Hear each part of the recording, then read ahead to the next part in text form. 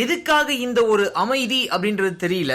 ஆனா முதல் முறையா சசிகலா அவர்கள் இந்த கட்சியோட பொதுச் செயலாளரா நியமிக்கப்பட்டதே செல்லாது, இதை நீங்க விசாரிக்கணும்னு சொல்லிட்டு எலெக்ஷன் கமிஷன் கிட்ட மனு கொடுத்தது சசிகலா புஷ்பா அவர்கள். அதுக்கு அவங்க முன் வச்ச ஒரு காரணம் என்ன அப்படின்னா, அம்மாவோட மரணத்துல பயங்கரமான ஒரு மர்மம் இருக்கு, அது தெரியணும், அதுவும் இல்லாம துரோக கும்பலை விரட்டி அடிக்கணும் அப்படிலாம் பல விஷயங்கள் சொல்லி அதுக்காக இந்த ஒரு விஷயத்தை முன்னாடி எடுத்துட்டு போனாங்க.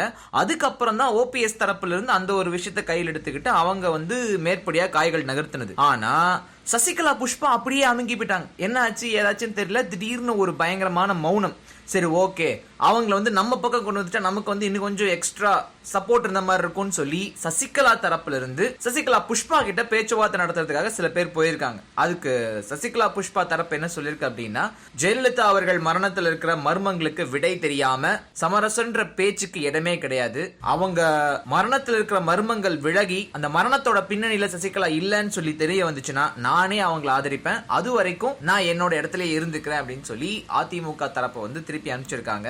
இது ஒரு பக்கம் இருக்க, இன்னொரு பக்கம் தீபா அவர்கள் ஆர்கே நகர்ல முதல் முறையா ஒரு எலெக்ஷன் மீட்டிங்ல பேசியிருக்காங்க. சார் ரொம்ப நேரம் பேச முடியாட்டி ஒரு 5 நிமிஷம் பயங்கரமா பேசியிருக்காங்கன்னு சொல்லி சொல்றாங்க. முக்கியமா மக்களுக்காகவே நான் அப்படின்னு சொல்லிட்டு முன்னாள் முதல்வர் சொல்லுவாங்க இல்லையா, அதே ஸ்டைல்ல உங்களுக்காகவே நான் அப்படின்னு சொல்லியும் பேசியிருக்காங்களாமா.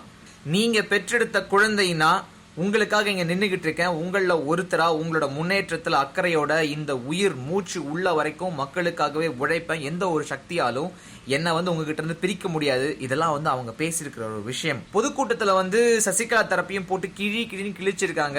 துரோக கும்பலோட முகத்திரையே கிழிப்பேன், அவங்களுக்கு உரிய தண்டனை வாங்கி தருவேன் அப்படின்னு சொல்லி சூளுரைச்சிருக்காங்களாமா. ஆனா எதனால ஒரு 5 நிமிஷத்துக்குள்ளேயே முடிச்சிட்டீங்க அப்படின்றதும் சில பேர் கேள்வியா கேட்டிருக்காங்க. முதல் மீட்டிங் இல்லையா, போக போக பழகிப்பாங்கன்னு சொல்லி மற்றொரு தரப்புல சொல்லியிருக்காங்க. சார் காந்தி தாத்தாவை பார்த்துக்கிட்டே அப்படின்னா ரூபா நோட்டை பார்க்குறேன், சக்கு சக்கு சக்கு சக்கு சக்குன்னு குத்துறி இல்ல, அதான் ஓட்டை வாங்கிட்டு பின்னாடி குத்துறான்னு. இந்த கருத்தை சொல்றது இவ்வளவு ரெவல்யூஷனரே பேசுறதோட மேட்டு வராது சார். தீபாவோட வீட்டுக்காரு கட்சி தொடங்க அதுக்கு செய்தி. ஏன் கட்சி தொடங்கினார் தீபாவோட வீட்டுக்காரன்னா, அவர் அடுத்து அவரோட மனைவி தீபா ஆட்சியை பிடிக்கணுமா, முதலமைச்சர் ஆகணும். என்ன ஏன்னா